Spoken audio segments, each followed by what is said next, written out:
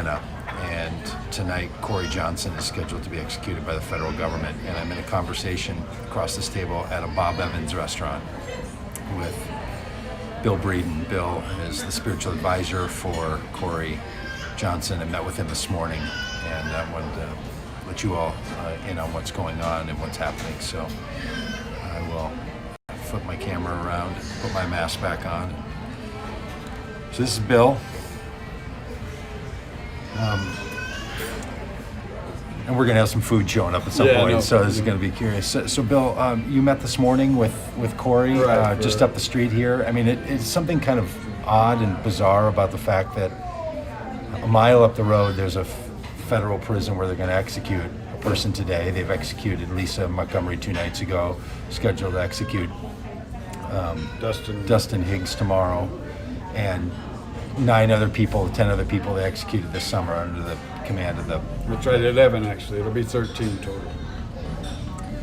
And then right down the road, we're sitting here at a Bob Evans. I know. And we're going to have lunch, which is part of the surreal nature of all this. And it is. You're a Unitarian minister, but you also met with Corey today. And can you just tell us what's happening there and what's going on?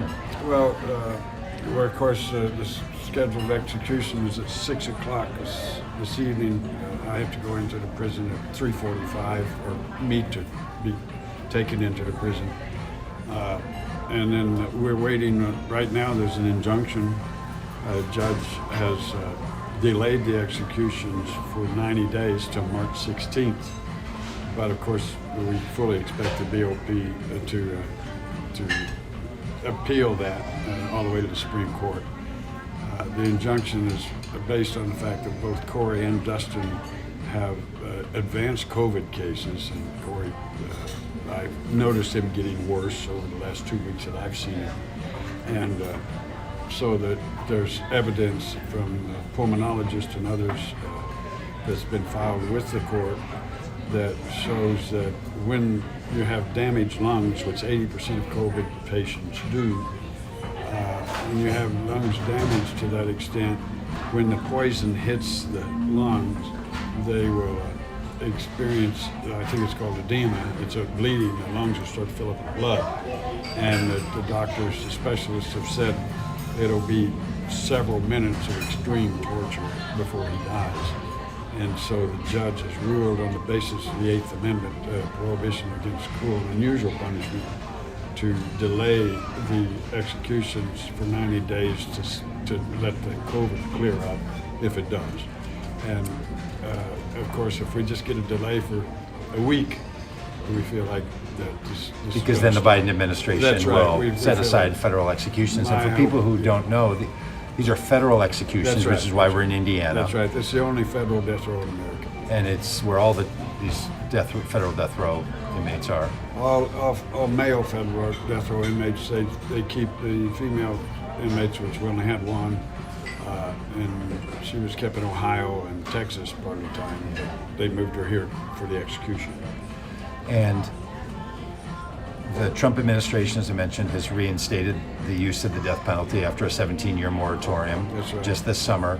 Now, in his final days in office, his Justice Department is pursuing these executions, feeling like they're rushing them at the end of his. Oh yeah, no question. And so you were with Corey this morning. A lot of us, can't imagine sitting with someone guilty of the kinds of crimes that he's guilty of, and so many of us feel that the death penalty is the wrong way to go. But what is it like for you to be in that intimate space with someone who's been in solitary confinement for 29 years? Another thing that you taught me yesterday was that these inmates in federal are kept in solitary confinement. Corey Johnson's been kept in solitary confinement for 29 years. 29 years, 23 and a half hours a day. They get out, supposed to get out a half hour a day. Sometimes they do, sometimes they don't, sometimes they choose not to go out at all. So he's been, and he's been here for 29 years without a single visitor, except for the occasional lawyer that comes in to discuss his case with him. But his family just couldn't afford to make the trip to Indiana. They're all from New York, D.C. And so he's had 29 years. I was his first visitor in 29 years. And somewhat by chance that I am a spiritual advisor because I've been at every execution that the federal government has done at this institution since it opened, with the exception of two this last fall when I injured myself and couldn't come out. But I've protested every one of them from Tim McVeigh on. And I am a spiritual advisor to another man on death row, Chad Folks, who doesn't have a date. I've been seeing him once a month for about 13 years. I really didn't know what I'd find. When Orlando Hall was executed, I was here, and a lawyer friend of mine was with me, and we had three to go. Liz Montgomery, who they killed Tuesday, first woman in 73 years, who was clearly insane. I mean, the crime. Anybody who reads the crime. Chicken salad. Anyone who. Thank you. Our food's coming here. Yeah. Anyone who reads the story of the crime, it's a horrendous crime. It's not an exceptional crime in the sense it's the only one like it. I found out there's actually about 15 or 20 of these a year of this kind of crime. But I'm not going to explain her crime. You can look it up. But anybody who reads about that crime and doesn't think she was insane, I'd say that would mark a person as a dangerous person if that doesn't meet the definition of insanity, which, of course, Trump fits that. But Orlando, after Orlando was executed, I talked with the lawyer and asked her to find out if the other three slated to die had spiritual advisors, and if they didn't, I would volunteer to serve them. And fortunately, I got Orlando Hall. Not Orlando Hall, I got Corey Johnson. Yeah. And at the same time, it was with some, tremendous shaking, mysterium tremendous or whatever it was that the old theologian used to talk about, with fear and trembling because I've been in solitary myself a few times, and I know this short-term solitary affected me. 29 years of solitary, I can't even begin to imagine. And as I've told you, I didn't know whether I'd find a Renfield character from the Dracula movie, and they're catching flies, and I had no idea what I'd find. I just felt like my belief is that one of the greatest gifts of life is to die in the presence of someone who cares for you.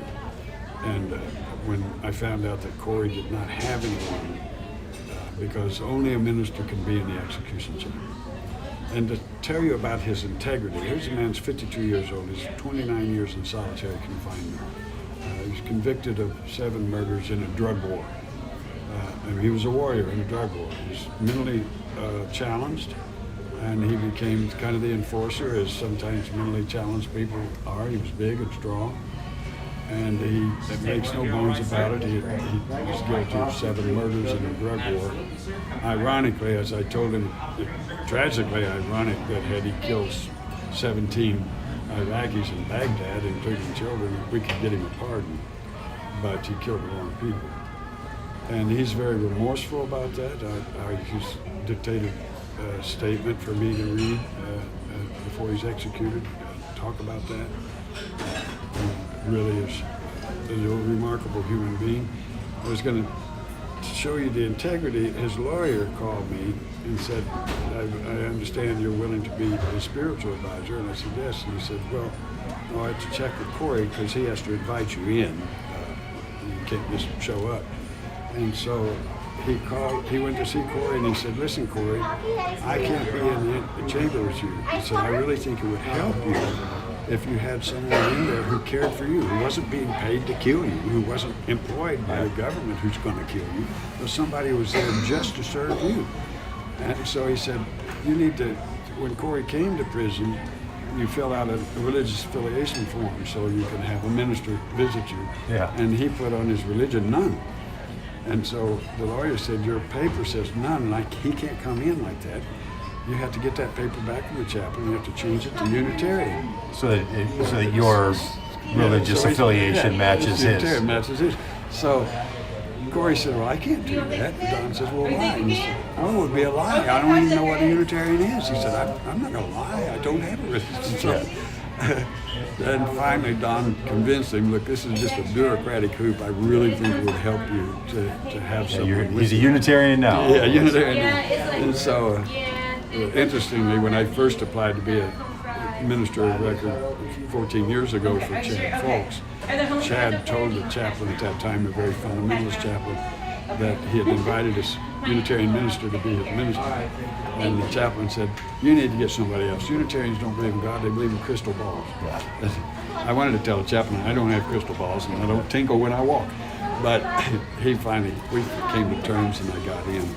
And but Corey changed his line to Unitarian, so I did get in 2 weeks ago or so. I spent about 26, counting today, probably close to 30 hours with Corey.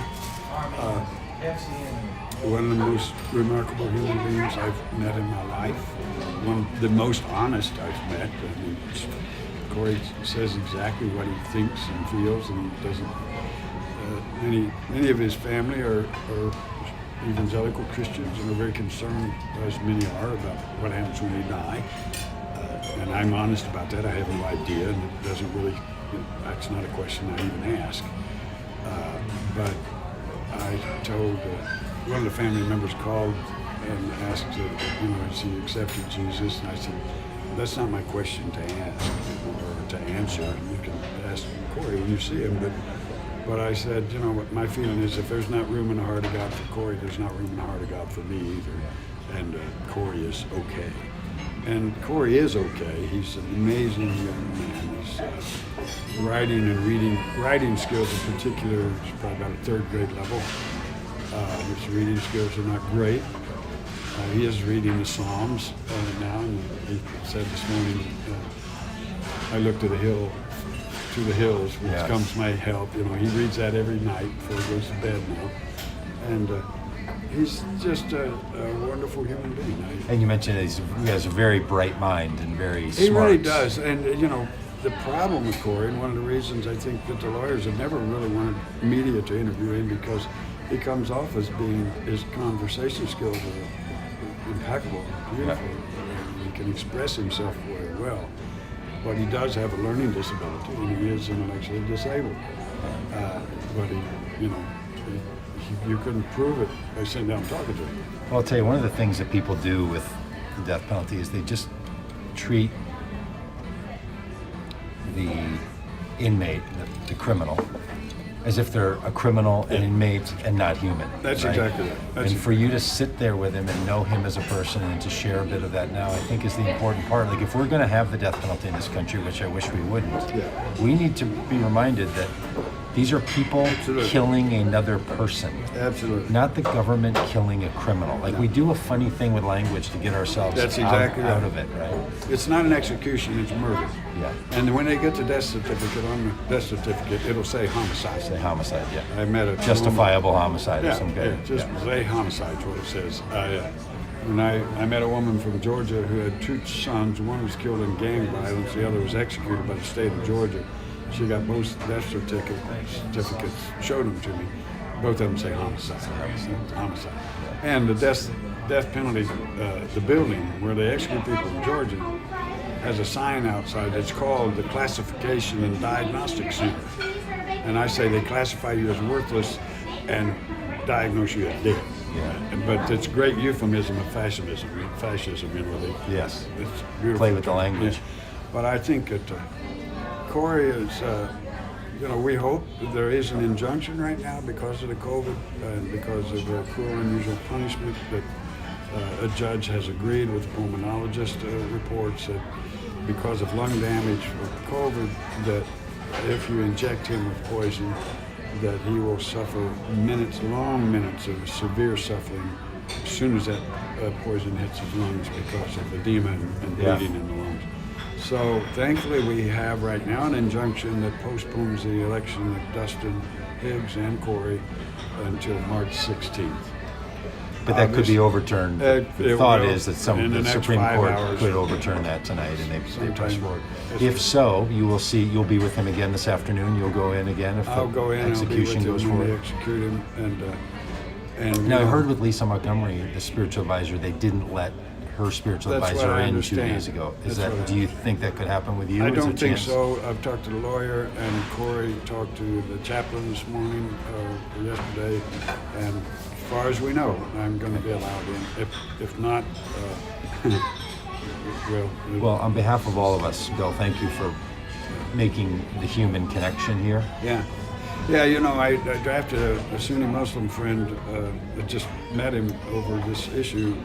They called me for Orlando Hall, who was converted to Islam, and he wanted a Sunni Muslim. So I called a mosque in Bloomington and said, "Can you find somebody that can do this?" An IU business professor named Yusuf Amir, a wonderful man. First time I ever met him, he came to my house and we sat for 3 hours around the lake. And I said, "Look, this is what I need." I said, "If you accept this, you may be asked to be in the death chamber with me. And I'll certainly understand if you feel like that you can't do it. I won't disrespect you." And he said, "Well, how could I say no? It's a chance to serve." And he experienced that. And he is also going to be with Dustin Higgs. In fact, after he came out of Orlando Halls, he told me that night that that one didn't happen until after midnight. And he came out and he said, I don't think I could ever do this again. It's the worst experience of my life. Wow.